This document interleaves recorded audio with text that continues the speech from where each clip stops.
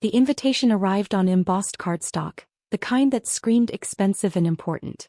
Gold lettering announced my father's retirement celebration after 35 years as a senior partner at Morrison & Walsh, one of Philadelphia's most prestigious law firms. I was reading the details when I noticed the asterisk at the bottom. Below, in smaller print, "This is a professional celebration for distinguished guests. Please refrain from bringing unemployed or casually employed relatives. We want to maintain an atmosphere of achievement." I stared at those words for a full minute. My phone buzzed. A text from my sister Victoria. "Got the invitation? The unemployment comment is about you, obviously. Dad doesn't want you embarrassing him in front of his law firm partners. Just stay home." Seriously. Another text. "Half these people are judges and corporate attorneys. They don't need to meet Dad's 28-year-old unemployed son who does consulting nothing. Please just don't come." I set the invitation on my desk and returned to the spreadsheet on my screen. A financial model for my latest acquisition, a struggling manufacturing company in Erie that I was about to purchase for $47 million. My name is Julian Anderson. I'm 28 years old. And according to my family, I've been unemployed for 6 years. The truth is more complicated. I graduated from Penn State at 22 with a degree in industrial engineering. My family expected me to follow my father and sister into law, or at least pursue something they understood: investment banking, consulting at a prestigious firm, corporate management. Instead, I told them I wanted to start my own business. Dad had laughed. Doing what exactly? Buying struggling manufacturing companies and turning them around. With what money? Do you have any idea how much capital that requires? I'll start small. Bootstrap it. Victoria, already 2 years into her position at Dad's law firm, had rolled her eyes. "Julian, be realistic. You can't just decide to buy companies. That's not how the world works." "I know how it works. I've been studying." "Studying," Dad interrupted. "Everyone studies. Execution is what matters. And you have no experience, no capital, no network. This is a fantasy." But I'd done it anyway.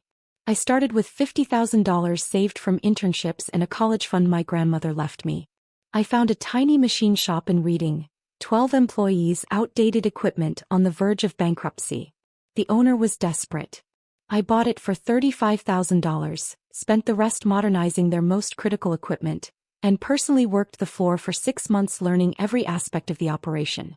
Within a year, I'd tripled their revenue by identifying inefficiencies the previous owner had missed for decades. I sold that company 18 months later for $280,000. I never told my family. They knew I'd started something with a manufacturing company, but when I didn't show up to family dinners in a suit, when I had grease under my fingernails, when I talked about machine tolerances and production efficiency instead of quarterly earnings, they assumed I'd failed. "Still doing that factory thing?" Dad would ask dismissively. "Working on it," I'd reply. "When are you going to get a real job?" "This is a real job. Julian, you're not making money playing around with machine shops. Victoria is on partner track. She's making $240,000 a year. You're what? Breaking even." I'd sold my second company for $1.2 million. But I didn't correct him. Because something fascinating happened when they thought I was failing. They revealed exactly who they were. Victoria stopped inviting me to professional events. "It's just awkward when people ask what you do," she explained. "I can't keep saying you're between opportunities." Mom started introducing me at social functions as our son who's still figuring things out. The pity in her voice was thick enough to cut. Dad simply stopped mentioning me to his colleagues entirely. I became the family secret, the disappointing son who'd rejected their path and predictably failed at his own. But I kept buying companies, kept learning, kept growing. By 25, I owned 4 manufacturing companies generating $8.3 million in annual revenue. By 27, I'd expanded to 9 companies across Pennsylvania and Ohio, with combined revenues exceeding $43 million. I employed 387 people. I'd become known in industrial circles as a turnaround specialist, the guy who could take a failing manufacturer and make it profitable within 18 months. Last year, the Pennsylvania Manufacturing Association named me Emerging Industrialist of the Year. The governor sent a congratulatory letter. Senator Patricia Morrison, no relation to Dad's law firm, personally presented me with the Entrepreneur of the Year award at the state capitol. My family didn't know about any of it. They still thought I was playing around with factories and barely scraping by. Why didn't I tell them? For the same reason I documented everything. I wanted to see how far they'd go. How much they'd reveal about their values when they thought I had nothing. And they'd revealed plenty. Last Christmas, Victoria's fiancé, a corporate attorney, asked what I did. Before I could answer, Victoria jumped in. Julian's trying to make manufacturing work. Very blue collar. Not really our family's thing, but we support his journey. The condescension was breathtaking. At Dad's birthday dinner in March, one of his law partners asked about his children. Dad beamed, talking about Victoria, her cases, her partnership track, her engagement to a brilliant attorney. When asked about me, his smile faded. Julian's exploring some business ventures. Nothing concrete yet. We're hopeful he'll find his footing eventually. I was sitting right there. I'd closed a $12 million acquisition that week. But I said nothing. Just smiled and changed the subject. As I was collecting data. Every dismissive comment, every pitying look, every time they introduced me as their unemployed son, I cataloged it all. And now this invitation. This explicit instruction not to bring unemployed or casually employed relatives to Dad's retirement party. My assistant Jennifer knocked and entered my office. We were in my headquarters building, a renovated factory in Bethlehem that housed my management operations. Julian, Senator Morrison's office called. She wants to confirm your attendance at the manufacturing leadership dinner next month. Tell them yes. I'll be there. Also, the Erie deal final contracts are ready for review. Legal says we can close by next Friday. Perfect. I paused. Jennifer, do you remember that invitation to my father's retirement party? The one with the charming note about unemployed relatives? Hard to forget. What if I attended? She raised an eyebrow. After they explicitly uninvited you? They didn't uninvite me. They just strongly suggested I not embarrass them with my unemployment. But you're not unemployed. You employ nearly 400 people. They don't know that. Understanding dawned on her face. Oh no. Julian, what are you planning? I'm planning to attend my father's retirement party. Just attend? That's all. Well, I might bring a guest. Who? I haven't decided yet. Maybe someone distinguished. Someone who understands achievement. She studied me carefully. You're going to let them discover the truth in front of everyone, aren't you? I'm not going to do anything. I'm simply going to exist. If the truth emerges, that's not my responsibility. You've been waiting 6 years for this. I've been waiting 6 years to see who they'd be when they thought I had nothing. Now I know. What happens next is just natural consequences. Jennifer smiled slowly. You know, Senator Morrison asks about you constantly. She thinks you're the future of Pennsylvania manufacturing. Does she? She told me last week that you're exactly the kind of entrepreneur this state needs. Young, innovative, committed to American manufacturing. She said you're a model for economic revitalization. That's very kind of her. Julian, what if you asked the senator to attend your father's retirement party as your guest? I looked at her. Why would I do that? Because your father's invitation specified distinguished guests only. And Senator Patricia Morrison is literally the most distinguished guest possible. She's on the State Economic Development Committee. She's being mentioned for governor. She just gave you Entrepreneur of the Year. It would be awkward. My family doesn't know about the award. Exactly. Jennifer's smile was wicked. Imagine introducing the senator as your guest. Imagine her talking about what you've accomplished. Imagine your father realizing that his unemployed son is actually being courted by state leadership. That seems cruel. Does it? More cruel than uninviting your son from your retirement party because you're embarrassed by his perceived unemployment. He had a point. Think about it, Jennifer said. You have until Saturday. Over the next 3 days I did think about it. I thought about every dismissive comment, every pitying look, every time I'd been introduced as the disappointing son. I thought about that invitation, no unemployed or casually employed relatives, and the message it sent. Then I called Senator Morrison's office. Senator, this is Julian Anderson. I have an unusual request. 20 minutes later it was arranged. Senator Morrison would attend Dad's retirement party as my guest. She was actually enthusiastic about it. "Your father is retiring from Morrison and Walsh?" she'd asked. "I know several partners there. This will be perfect. I've been wanting to talk to the legal community about supporting manufacturing initiatives. Plus, I'm delighted to show support for our Entrepreneur of the Year." I didn't tell my family. I simply RSVP'd that I would attend with one guest. Victoria texted immediately, "You're actually coming? Julian, we talked about this. Please don't make this weird." I replied, "I'll be there. With a distinguished guest as requested." "Who? Please tell me you're not bringing some random friend from the factory. Someone appropriate for the occasion." "Julian, this is Dad's big night. These are important people. Just try to blend in, okay? Don't talk about factories or machinery or whatever. Just smile and be normal." "Understood." Saturday evening arrived clear and cold. The party was at the Union League, all old money elegance and Philadelphia prestige. I wore my best suit, custom-tailored, expensive, bought after I'd crossed my first $10 million in revenue but never worn in front of my family. I picked up Senator Morrison from her office. She was in her late 50s, elegant and sharp, with a reputation for supporting Pennsylvania business with fierce dedication. "Julian, I have to admit I'm curious about tonight. You've never mentioned your family knowing about your work." "They don't." "How is that possible? You're one of the most successful young manufacturers in the state." "I never told them. They assumed I was failing and I never corrected them." She was quiet for a moment. "That must have been difficult." "It was educational." "And tonight? They're going to find out. Only if it comes up naturally in conversation." She smiled. "Julian, I'm a United States Senator attending your father's retirement party. I'm going to be asked how I know you. What should I say?" "The truth. The truth that you're my Entrepreneur of the Year? That you employ nearly 400 people? That you're revolutionizing small-scale manufacturing in Pennsylvania. If it comes up. It's going to come up." We arrived at the Union League at 6:45. The party started at 7 o'clock, but I wanted to make an entrance. The ballroom was already filling with guests. Lawyers in expensive suits, judges, corporate executives.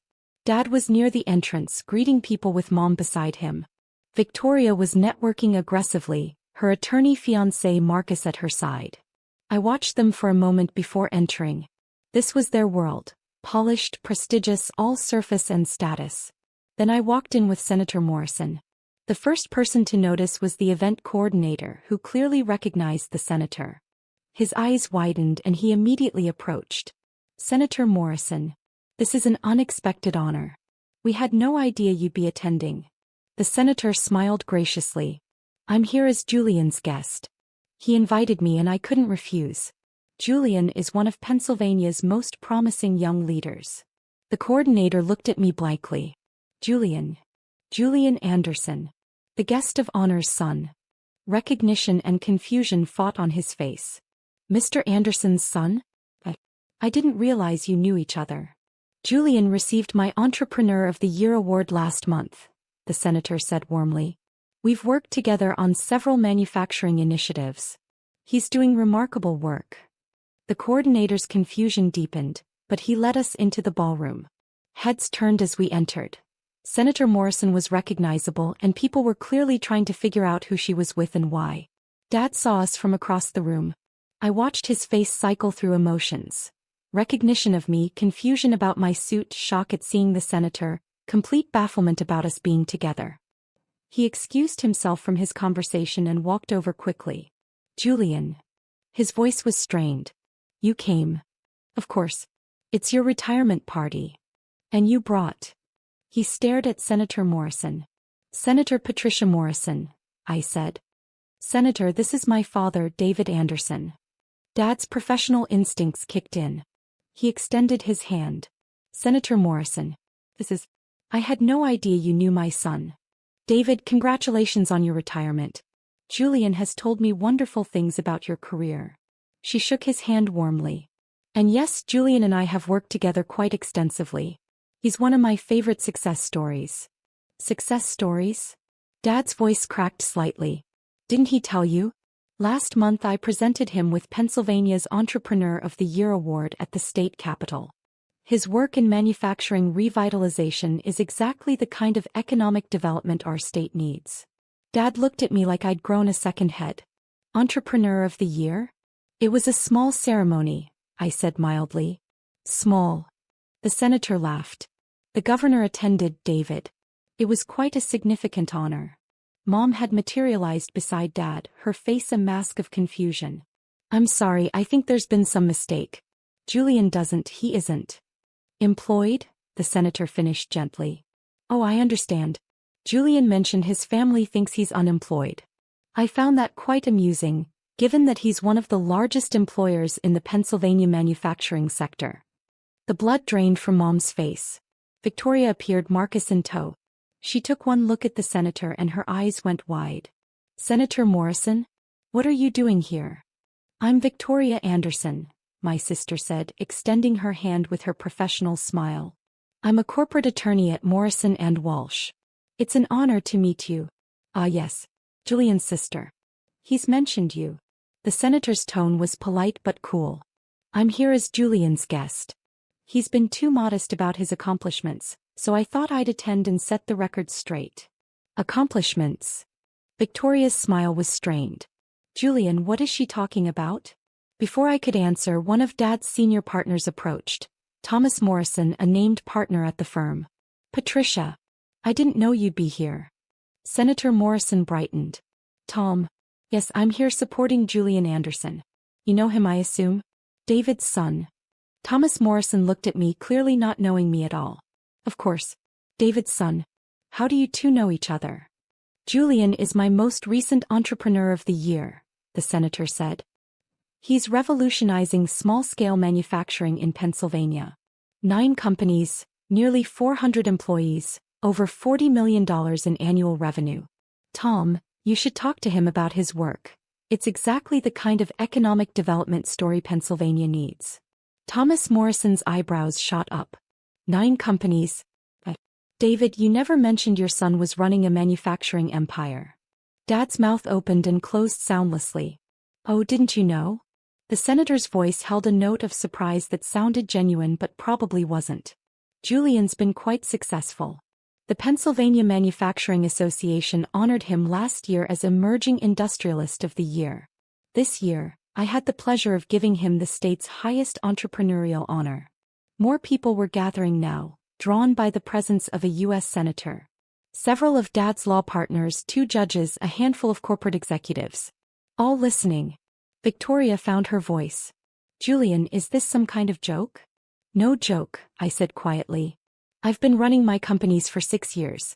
You just never asked about them. You said you were working with factories. I am. I own them. Marcus, Victoria's fiancé, stepped forward. Wait. Anderson Manufacturing Group. That's you. I nodded. Jesus Christ. We consulted on one of your acquisitions last year. The Erie deal. I had no idea. He looked at Victoria. Your brother owns MG? What's MG? Victoria asked desperately. One of the fastest-growing manufacturing consolidators in the region, Marcus said, his voice faint. They're buying up struggling manufacturers and turning them around. It's brilliant work. The legal community has been watching them for 2 years. The senator nodded approvingly. Julian has a particular genius for identifying value others miss. He sees potential in companies that others have written off. Very similar to how some families write off their own children, actually. The dig was subtle but unmistakable. Several people shifted uncomfortably. Dad finally found his voice. Julian, why didn't you tell us? I tried to, Dad. 3 years ago I mentioned I'd bought my 3rd company. You said I was playing around with factories. 2 years ago, I told you I'd been honored by the Manufacturing Association. You said, that's nice, when are you getting a real job? I don't remember that. I do. I remember every conversation where you dismissed what I was building. Every time you introduced me as your unemployed son. Every pitying look when someone asked what I did. Mom's hand went to her mouth. Oh my God. Victoria was staring at me like she'd never seen me before. The invitation. The note about unemployed relatives. That was about you. Yes. But you're not unemployed. You're wildly successful. Yes. And you just Let us believe you were failing? You believed that on your own, Victoria. I just stopped correcting you. One of the judges, a woman I recognized from news coverage, spoke up. Young man, did I hear correctly that you employ nearly 400 people? 387 as of last Friday, I confirmed. In manufacturing? In Pennsylvania. Yes, ma'am. All Pennsylvania-based companies. I focus on acquiring struggling manufacturers and turning them around while keeping jobs in the state. That's extraordinary. Most young people your age are chasing tech startups and Wall Street jobs. You're actually building things, employing people, strengthening the industrial base. Thank you, Your Honor. Senator Morrison smiled. See, this is why I'm so passionate about supporting Julian's work. He represents everything our economic development strategy is trying to encourage. Young, American-focused, committed to manufacturing excellence. Thomas Morrison turned to Dad. David, I have to say I'm surprised you never mentioned this. We've been discussing economic development initiatives for months. Your son is exactly the kind of entrepreneur we should be connecting with our corporate clients. Dad looked like he might be sick. Another partner spoke up. How did we not know about this? Anderson Manufacturing Group has been making waves. We should have AMG as a client. You probably should, I said mildly. Though my current legal team has been quite effective.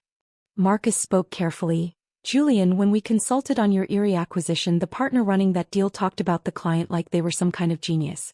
The way they'd structured the financing, the due diligence, the integration plan, he said it was the most sophisticated manufacturing acquisition he'd seen from a small player. That was a complex deal, I acknowledged. That was you. You structured all of that. I had good advisors. At 27 years old. 26, actually. The Erie deal closed last year. The crowd around us had grown. Everyone wanted to hear about the mysterious successful son who'd been hiding in plain sight. Senator Morrison was in her element, talking about my work with genuine enthusiasm. What impresses me most about Julian is his commitment to the communities where he operates.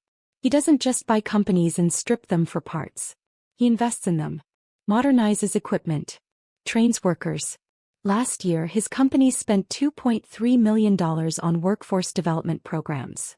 A corporate executive I didn't recognize asked, "What's your exit strategy? Are you building to sell to a larger consolidator?" No. I'm building to last. Manufacturing matters. These companies employ real people in real communities. I'm not interested in flipping them for profit. I'm interested in proving that American manufacturing can be competitive, profitable, and sustainable. That's refreshing, the executive said. Most young entrepreneurs are just looking for a quick acquisition. I'm not most young entrepreneurs. Victoria finally pulled me aside, away from the growing crowd. Her face was pale. Julian, I don't understand. How is any of this possible? You're 28 years old. How do you own 9 companies? I started at 22. I've been building for 6 years. With what money? I started with $50,000 from Grandma's college fund. I bought my first company for $35,000. Sold it 18 months later for $280,000. Reinvested everything. Bought the next company. Then the next. Each sale funded the next acquisition. After the third exit, I had enough capital to start keeping companies instead of just flipping them. But we never knew. We never saw any money, any success, any. You never asked to see it, Victoria. You just assumed I was failing. Because you looked like you were failing. You wore jeans to family dinners. You had grease under your fingernails. You talked about machines and factories. Instead of quarterly reports and billable hours? She flinched. That's not fair. Isn't it? You measured success by your standards. Suits and corporate jobs in prestigious firms. When I didn't fit that model, you assumed I was unsuccessful. You never considered that I might be building something real. Marcus approached carefully. Julian, I owe you an apology. Victoria told me you were struggling and I accepted it. I should have asked more questions. Why would you? You trusted what my family told you. They were wrong. Yes, they were. Dad appeared, looking shaken. Julian, can we talk? Privately. We can talk here. Please. I need to understand. What's to understand, Dad? He thought I was unemployed. You were embarrassed enough to put it in the invitation to your own retirement party. No unemployed or casually employed relatives. That was about me. I didn't write that. The event coordinator. You approved it. You read that invitation and thought, yes, that's appropriate. Better keep Julian away from my important colleagues. His face crumpled. I thought I was protecting you. I thought if you came, people would ask what you did and you'd be humiliated by having to explain. Explain what? That I own 9 manufacturing companies? That I employ nearly 400 people? That a United States senator thinks I'm the future of Pennsylvania manufacturing? Yes, Dad, that would have been humiliating. Mom had tears running down her face. Julian, we didn't know. How could we know? You could have asked. Any time in the last 6 years, you could have asked one real question about my work. You could have visited one of my facilities. You could have shown interest instead of dismissal. But you didn't because you'd already decided I was a disappointment.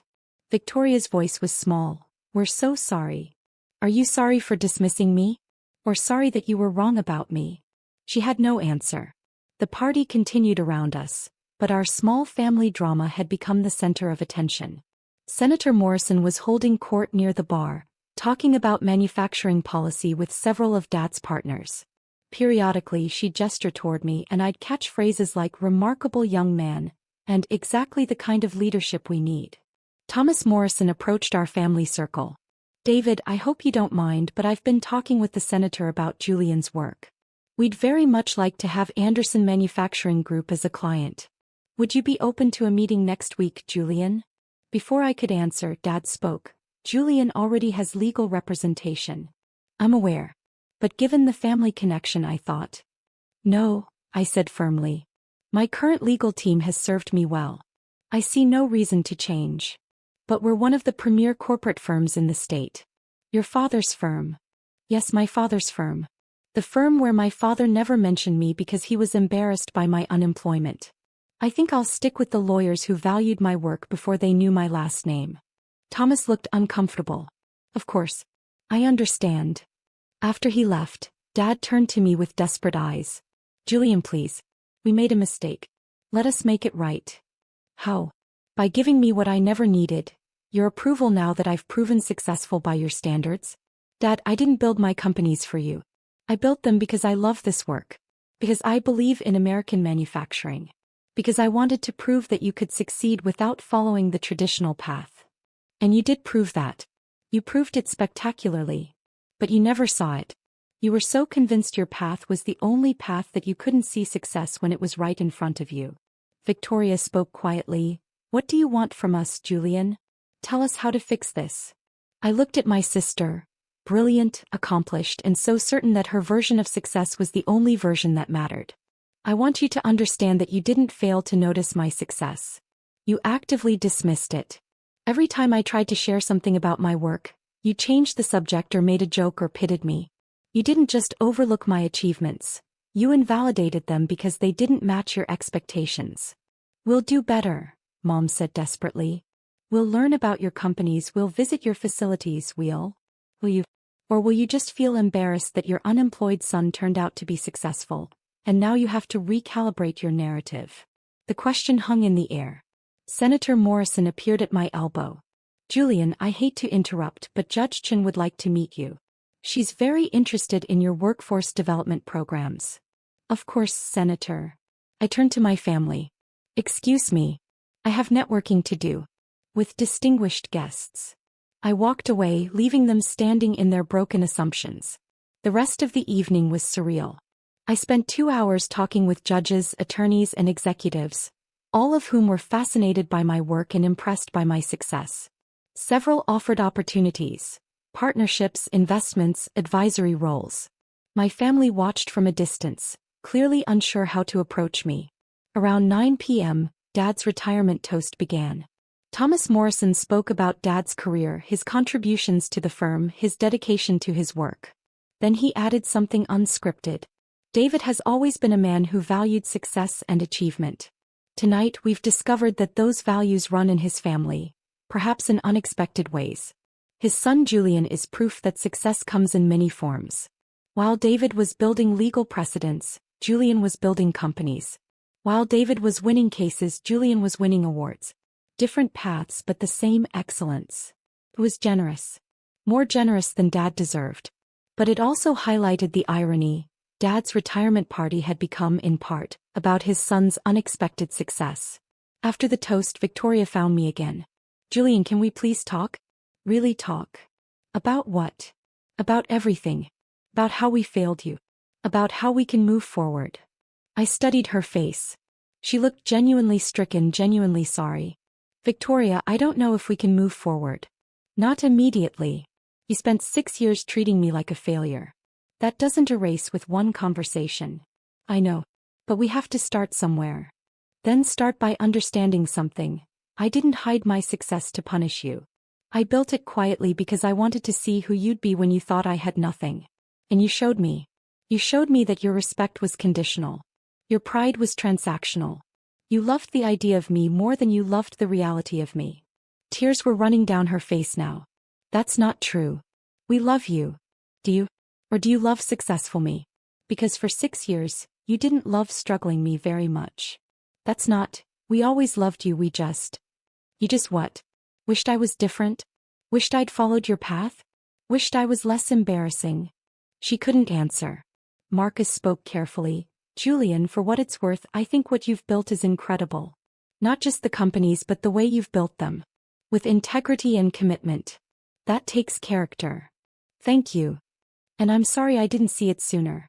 I let Victoria's narrative shape my perception of you, and that was lazy thinking on my part. I nodded slowly. I appreciate that. Senator Morrison appeared one more time before leaving. Julian, thank you for inviting me tonight. It was quite illuminating. Thank you for coming, Senator. I have to say, watching your family discover who you really are, that was something. How do you feel? Tired. She smiled sympathetically. I imagine so. But Julian, remember this. You built something remarkable with no support from them. That's not a burden, that's proof of your strength. Whether they come around or not, you've already succeeded. I appreciate that. And one more thing. Next month's manufacturing leadership dinner. I'd like you to speak. Just 10 minutes about your journey, your philosophy, your work. These are the state's top industrial leaders. They should hear from you. I'd be honored. After she left, I found my parents one more time. They were sitting at a table in the corner, looking exhausted and devastated. Julian, Dad started as I approached. I've been thinking about what you said. About how we never asked. And you're right. We never did. We just assumed and we were wrong. Yes, you were. Can I ask now? Can I learn about what you've built? I considered this carefully. You can ask. But Dad, you need to understand something. My companies aren't just impressive by accident. I built them the way I did. Quietly, without fanfare, without seeking approval, because I wanted to prove something to myself. I wanted to prove I could succeed on my own terms, without the Anderson name, without connections, without following the expected path. And you did. Yes, I did. And that success is mine. It's not ours. It's not the family's achievement. It's mine. I built it alone, and that's important to me. Mom spoke softly. We understand. Or we're trying to understand. Are you? Because right now I think you're just embarrassed. Embarrassed that you uninvited your unemployed son who turned out to be more successful than you realized. Embarrassed that a United States senator knows more about your son's career than you do. Embarrassed that your narrative was completely wrong. That's harsh, Dad said. Is it? Harsher than putting no unemployed relatives on an invitation to your own son. He flinched. I pulled out my phone and showed them a photo. Me at the state capitol with Senator Morrison, holding the Entrepreneur of the Year award. The governor was in the background, applauding. This happened 5 weeks ago, I said. You never asked why I went to Harrisburg. You never asked why I was wearing a suit that day. You never wondered if something important was happening in my life. Mom stared at the photo, fresh tears falling. You won Entrepreneur of the Year and we didn't even know. Because you didn't ask. Because you weren't interested in anything that didn't fit your narrative of Julian the disappointment. What do we do now? Dad asked helplessly. You sit with this. You think about what it means that you valued perception over reality. You think about what it means that you were embarrassed by your son based on assumptions rather than facts. And you decide if you want to change. We do want to change, Mom said desperately. Then prove it. Not tonight, not with grand gestures. Prove it over time. Prove that you can value me when I'm not performing success for you. Prove that your love isn't conditional on achievement. I left them there and walked out of the Union League into the cold Philadelphia night. My phone started buzzing immediately. Texts from colleagues who'd heard about the party, emails from business contacts, even a message from Senator Morrison's chief of staff about scheduling the speaking engagement. But nothing from my family for 3 hours. Then finally a text from Victoria. I've been reading about your companies. All the articles, the awards, the coverage. Julian, what you've built is extraordinary. And I'm so sorry I never saw it. I didn't reply. Another text, I know you're angry. You have every right to be. But please don't give up on us completely. We want to learn. We want to do better. I typed, actions matter more than words. Show me. We will. I promise. The next morning I woke to an email from Dad. Julian, I didn't sleep last night. I kept thinking about everything you said, everything we missed. You're right. We actively dismissed your success because it didn't match our expectations. We measured you by our standards instead of recognizing that you were building something remarkable on your own terms. I can't change the past 6 years. I can't undo the invitation that hurt you. I can't erase all the dismissive comments and pitying looks. But I can change going forward. I can learn about your work. I can try to understand what you've built. I can work to earn back your trust. If you're willing to let me try. That. I read it twice, then set my phone down. 3 days later, Dad showed up at my headquarters in Bethlehem unannounced. Jennifer buzzed me from the front desk. Julian, your father is here. He doesn't have an appointment. Send him up. Dad walked into my office and stopped, looking around at the space. The industrial aesthetic, the photos of my facilities, the awards I'd never displayed at family gatherings. This is impressive, he said quietly. Thank you. Can you show me around? Explain what you do here. I studied him carefully. He looked older than he had at the party, more uncertain. Why? I asked. Because I want to understand. Because I should have asked years ago. Because you're my son and I don't actually know what you do all day. So I showed him. The office, the operations center, the financial planning room. I explained how I identified acquisition targets, how I evaluated their potential, how I structured deals. I showed him the monitoring systems we used to track performance across all 9 facilities. He asked questions, good questions, thoughtful questions. Questions that showed he was actually trying to understand. After 2 hours we sat in my office over coffee. Julian, this is remarkable. The systems you've built, the way you've structured everything. This is sophisticated work. I know. Why didn't you tell us? I tried to, Dad. You didn't want to hear it. He nodded slowly. I've spent my career being certain I knew how success worked. Law school, prestigious firm, making partner. That was the path. When you chose differently, I thought you were making a mistake. I wasn't making a mistake. I was making a choice. I see that now. But Julian, I need you to understand something. It wasn't about you. It was about me. About my fear that if your path worked, it meant my certainty about the right path was wrong. That stopped me. What do you mean? I mean, I was threatened by your success. If you could build something remarkable without following my path, it meant my path wasn't the only way. It meant all my certainty was just preference, not truth. So you dismissed me to protect your worldview? Yes. And that's inexcusable. We sat in silence for a moment. Can I ask you something? Dad said finally. The invitation. The note about unemployed relatives. Did you know about it before the party? Yes. Victoria texted me to make sure I understood I wasn't welcome. And you came anyway. I came with a United States senator who'd given me Entrepreneur of the Year. He smiled sadly. That was quite a statement. It was the truth. You wanted distinguished guests only. Senator Morrison is literally the most distinguished guest possible. Fair point. He paused. Are you glad it happened the way it did? The public discovery. I thought about this carefully. I'm not glad you dismissed me for 6 years. I'm not glad I had to watch my family value Victoria's achievements while devaluing mine. But I am glad the truth came out in a way that couldn't be minimized or spun. You couldn't claim it was a small success or a lucky break. The senator made sure everyone understood exactly what I'd built. She was quite effective. She was honest. That's different. Dad finished his coffee and stood. Thank you for showing me around. I know I don't deserve your time, but I appreciate it anyway. Dad, I don't hate you. I'm just tired of being underestimated. You won't be anymore. Not by me. Over the following months, my family made efforts. Dad visited my facilities, asked questions, learned about manufacturing.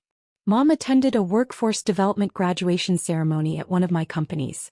Victoria connected me with corporate clients who needed the kind of operational restructuring I specialized in.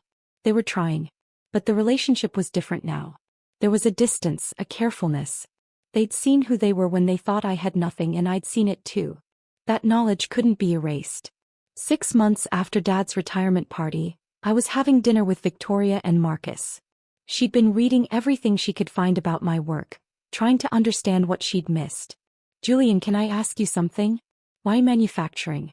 Of all the things you could have done, why buy factories? Because manufacturing matters. It's tangible. It creates real value. And everyone had written it off as dead, which meant there was opportunity.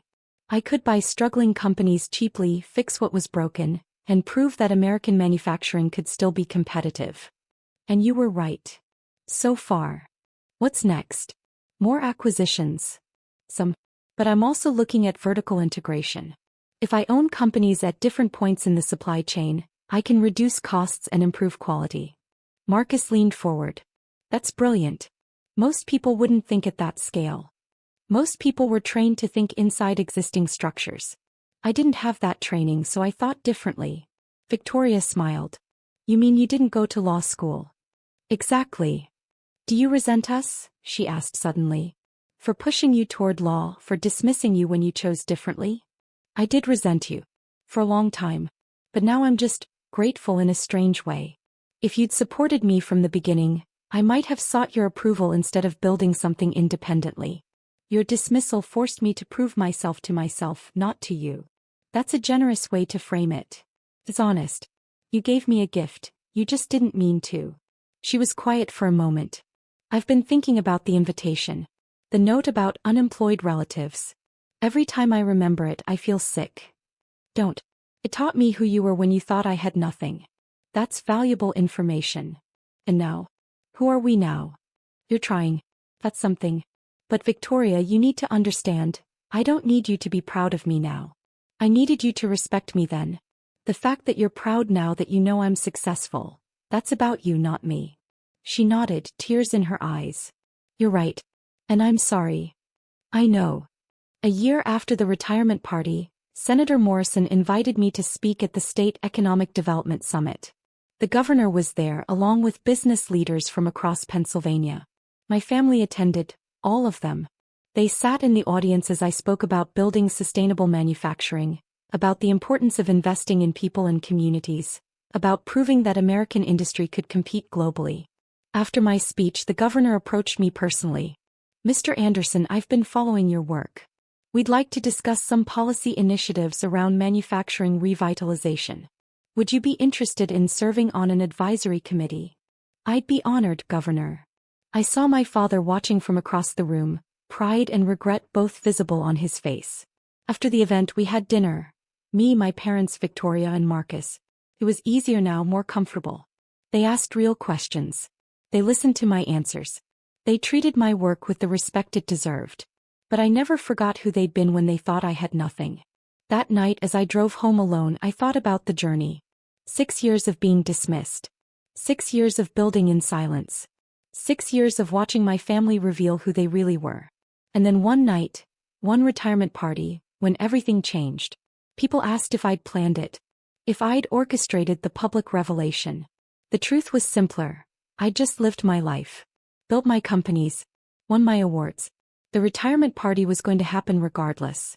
The invitation excluding unemployed relatives was going to be sent regardless. Senator Morrison and I were already connected through my work. The collision was inevitable. I hadn't engineered their embarrassment. I'd simply stopped protecting them from reality. And reality, as I'd learned in 6 years of manufacturing, has a way of making itself known. Sometimes quietly through steady work and accumulated success. Sometimes dramatically when a United States senator walks into your father's retirement party and tells everyone that his unemployed son is actually Entrepreneur of the Year. The truth doesn't need revenge. It just needs time. And I'd given it 6 years. That was enough.